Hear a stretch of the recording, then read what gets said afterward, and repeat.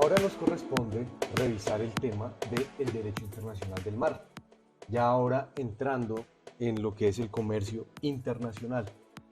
En las eh, capacitaciones anteriores vimos temas de derecho internacional público, porque ustedes deben recordar que el derecho internacional siempre va a provenir del derecho internacional público.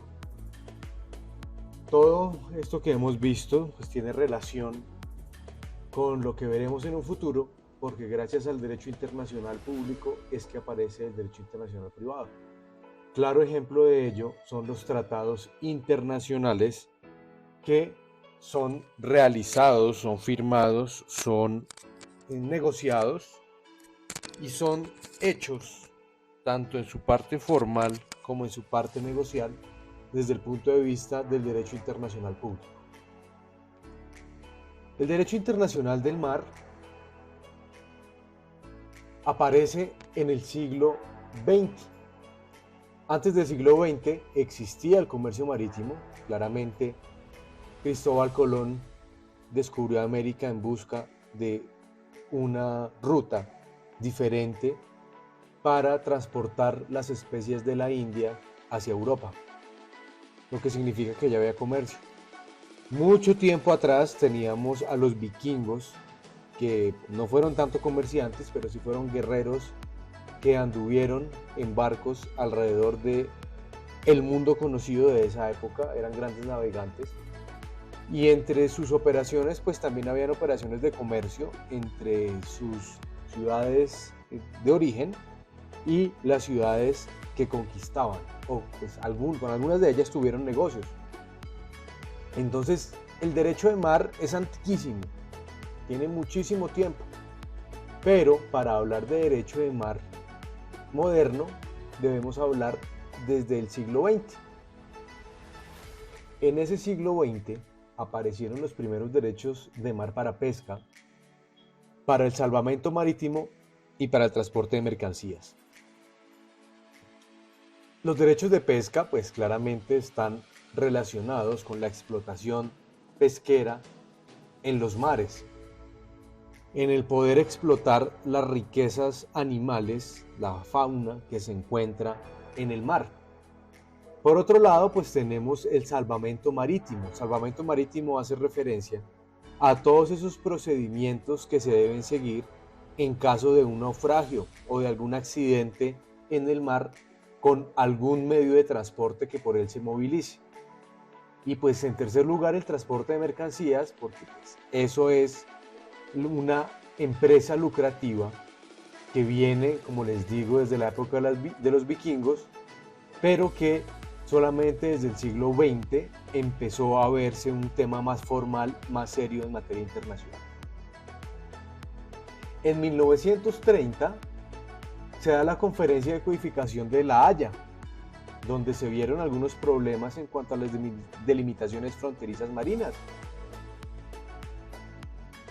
Porque debemos tener entendido que el territorio de un país comprende no solamente la parte de tierra, sino también la parte de los mares y océanos. Más adelante veremos cómo son las reglas para determinar los diferentes alcances que tienen las fronteras a nivel marítimo.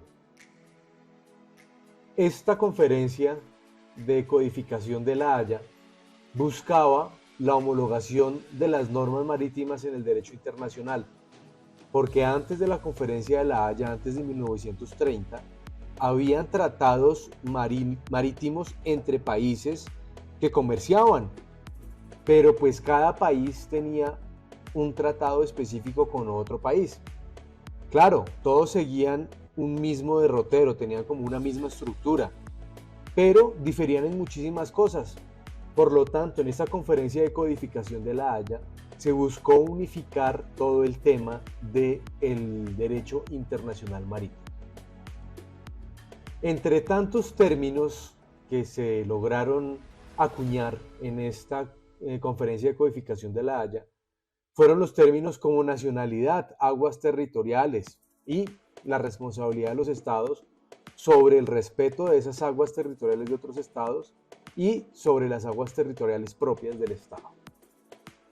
Eso era lo que se buscaba, pero lo único que se logró al final con esa conferencia de codificación de La Haya fue codificar la norma del mar territorial. Más adelante vamos a ver qué es eso del mar territorial. Después llegó la Segunda Guerra Mundial y al final de ella se intentó codificar todo lo del derecho de mar y se le encargó a la Comisión de Derecho Internacional de las Naciones Unidas iniciar todo este proceso. En 1949 se inició esa regulación de las aguas territoriales y del alta mar que buscaba proteger los recursos que se encontraban en el mar. Y la CDI creó conceptos como la zona contigua y la plataforma continental. CDI me refiero a la Comisión de Derecho Internacional, ¿no? Ya después de la Segunda Guerra Mundial, en 1958, se inició esa conferencia UNCLOS 1, en la cual participaron 86 estados. En esa reunión se reconoció el derecho de los estados ribereños o con costa a extender esa soberanía a una franja de mar paralela a su territorio, pero el problema fue que no se aclaró de cuánto sería esa franja. ¿Qué quiere decir eso? Que la frontera marítima de los países que tengan playa va a seguir la misma forma de la tierra. Es decir, para graficar un poco, les voy a dar un ejemplo. Si ustedes observan el mapa de Colombia en la parte de La Guajira, según UNCLOS 1, el mar territorial de Colombia debería seguir la misma forma de la península de La Guajira, idéntica, solamente que proyectada sobre el mar. El problema fue que, como les dije, no se indicó a qué distancia se proyectaba esa misma silueta. Ya en 1960 se intentó adelantar un poco respecto a este tema, pero muchos países no tenían interés en aclarar este tema de las fronteras por temas políticos o por temas económicos. Entonces esa UNCLOS 2 no llevó a nada. En 1973 se inició UNCLOS 3, que terminó en 1982. En esa UNCLOS 3 participaron 160 estados. ¿Por qué? Porque en los años 60 y a finales de los 60, inicios de los 70, muchas de las naciones que hacen parte o que hacen parte del Commonwealth, recordemos que el Commonwealth son esos países que fueron colonizados por Inglaterra y que hacían caso a lo que dijera la realeza en Inglaterra. En los años 60, inicios de los 70, muchos de esos países se declararon independientes. Seguían haciendo parte del Commonwealth, pero ya sus decisiones políticas, económicas y administrativas eran tomadas por las personas del mismo Estado. Ya no tenían que seguir las órdenes de la realeza de Inglaterra.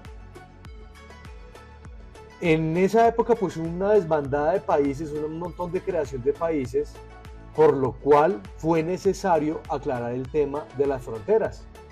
Y en esa UNCLOS 3 se creó un término muy importante que es la zona económica exclusiva, que más adelante vamos a ver qué es eso. Llegamos entonces al año de 1982, donde se celebra la Convención de las Naciones Unidas sobre el Derecho de Mar, el primer gran hito en cuanto a derecho internacional marítimo. Se creó un régimen de normas que introdujeron conceptos jurídicos frente al mar y frente a los océanos. Se creó la División de Asuntos Oceánicos y del Derecho de Mar a cargo de la Secretaría de la Convención sobre el Derecho de Mar, quien a lo largo de todos estos años desde que fue creada ha venido dando información y asistencia a los estados en materia de mar y también ha entrado a vigilar la aplicación y el cumplimiento de los tratados internacionales de derecho marítimo.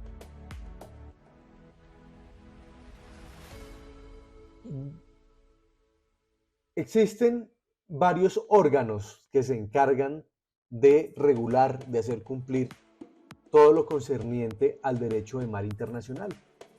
Tenemos la Autoridad Internacional de Fondos Marinos, que se creó en 1994 en Kingston, Jamaica, y ella se encarga de regular todas las actividades relativas a los recursos naturales en los fondos marinos fuera de los límites de los estados. ¿Qué quiere decir eso? Que regula cualquier actividad que se adelante en aguas internacionales. También tenemos el Tribunal Internacional de Derecho de Mar, que nació en 1994 en Hamburgo, Alemania, y se encarga de solucionar las controversias sobre la interpretación de la Convención. Ese Tribunal Internacional de Derecho de Mar tiene 21 jueces que analizan todos los casos que se presenten frente a problemas que se causen o que aparezcan frente al tema marítimo. Ahí tenemos fronteras, explotación, tanto de recursos naturales como de explotación de minerales. Por otro lado tenemos la Comisión de Límites de la Plataforma Continental, que fue creada en 1997 en la ONU, quien da recomendaciones a los diferentes estados que reclaman plataformas continentales de más de 200 millas. En la siguiente diapositiva vamos a entender qué es eso de la Plataforma Continental de 200 millas. Tenemos también la Organización Marítima Internacional, con sus siglas OMI, que es la encargada de codificar el derecho marítimo o derecho marino. Ha elaborado y aplicado más de 40 convenciones, convenios y protocolos y 800 códigos y recomendaciones frente a toda esta normatividad que se ha encargado de compilar. En Colombia tenemos la Armada Nacional, que tiene competencia de proteger y administrar los mares y vertientes hidrográficas en Colombia, que fue creada con el decreto 2324 de 1984, y una organización que tal vez ustedes han escuchado en las noticias cada vez que vemos en los noticieros o leemos o escuchamos en la radio, cuando hablan del mal uso de las playas, de las construcciones ilegales, de los problemas en las playas, en los muelles, que se llama la DIMAR, D-I-M-A-R, DIMAR, Dirección General Marítima y Portuaria. Ellos se encargan de regular todo el tema de mares, playas, riberas y ríos en cuanto a su explotación, su uso y su destinación. En esta diapositiva vemos la regulación que existe frente a los mares que están pegados, que están junto a las riberas y las playas del continente. Entonces, lo primero que vamos a ver es la zona contigua. En la gráfica de la derecha vemos las líneas que determinan cada una de esas franjas marítimas a las cuales tiene derecho cada uno de los estados. La zona contigua, como pueden ver, se encuentra acá a 12 millas de la ribera o de la playa. Se extiende más allá de las aguas territoriales. Las aguas territoriales son estas que se encuentran pegadas a las aguas que están en la playa. Y tenemos que el Estado tiene toda la potestad legal de operar en la zona contigua, explotarla, vigilarla, protegerla. Y se creó el término de línea base, que es esta línea, que es aquella en la cual se ve la diferenciación entre las aguas que están pegadas a la playa o a la ribera y las aguas profundas. En esta foto de la izquierda podemos ver acá la línea de playa, donde se ve claramente la arena. Junto a esa arena se ve una línea de agua clara, donde se alcanza a ver un poco la arena que está abajo del agua. Y llegamos a la línea base, que es una línea mucho más oscura, que es donde se termina la parte panda, digamos, de la playa. Esta parte panda puede tener 4 o 5 metros o hasta 10. Lo que pasa es que ya la parte más oscura tiene unas profundidades mucho más considerables. La zona contigua pues está adyacente al mar territorial, que es esta parte clara del agua. Y se contabiliza 12 millas náuticas después de la línea base. Vive en mar territorial. En Colombia, la zona económica exclusiva tiene 808.158 metros. La plataforma continental 53.691 y la zona económica exclusiva, que es más la superficie terrestre, tiene 1.949.906. Esta plataforma continental tiene un interés económico, porque en la plataforma continental que va hasta el alta mar, implica que los países con esta plataforma continental pueden explotar todo el mar que esté desde la plataforma continental hasta su línea base o aguas interiores. No solamente de lo que está en el mar, sino también lo que esté debajo del mar.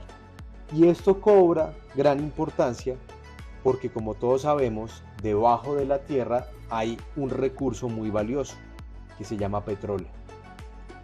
Y se ha descubierto últimamente en investigaciones, en análisis, que también hay materiales extraños, minerales extraños o raros, que también son muy valiosos y que por lo tanto los estados tienen ahí recursos que podrán explotar.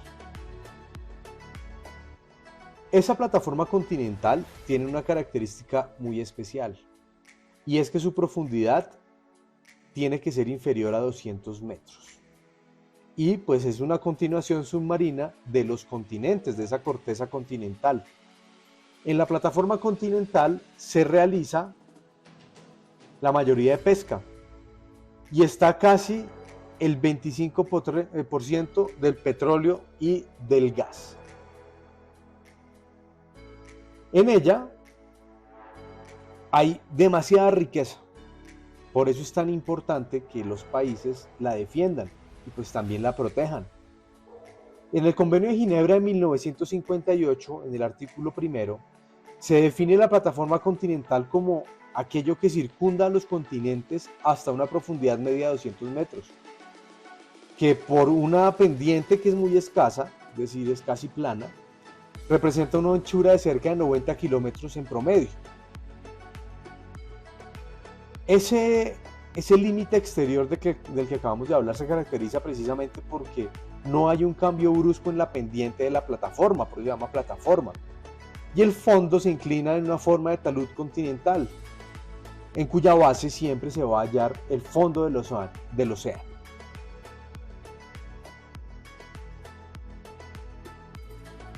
Aquí vemos cómo es el tema de la llanura de la plataforma continental. Como pueden ver, sí hay un declive, sí hay una inclinación, pero es mínima. Cuando ustedes llegan al talud continental, claramente se ve una caída estrepitosa y pronunciada, hasta que llega a la llanura abisal, que ya es el fondo del mar. ¿Qué pasa si un país, si un continente tiene una plataforma continental pequeña?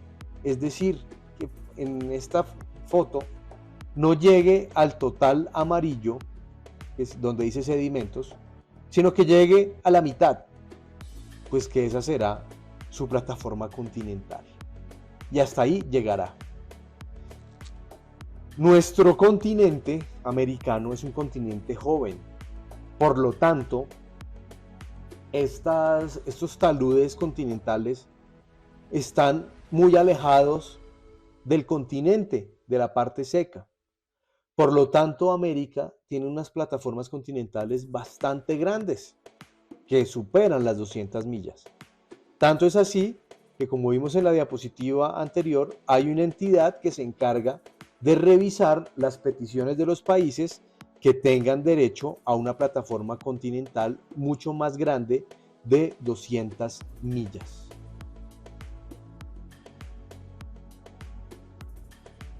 El mar territorial implica la soberanía del Estado. Ese mar territorial, como ven en el diagrama, en la gráfica de la derecha, se extiende por 12 millas náuticas, es decir, 22,2 kilómetros después de la línea base. Existe una teoría de las 200 millas marítimas, 370 kilómetros, que fue establecida en la Declaración de Panamá de 1939. Más adelante vamos a ver de qué se trata esto de las 200 millas náuticas.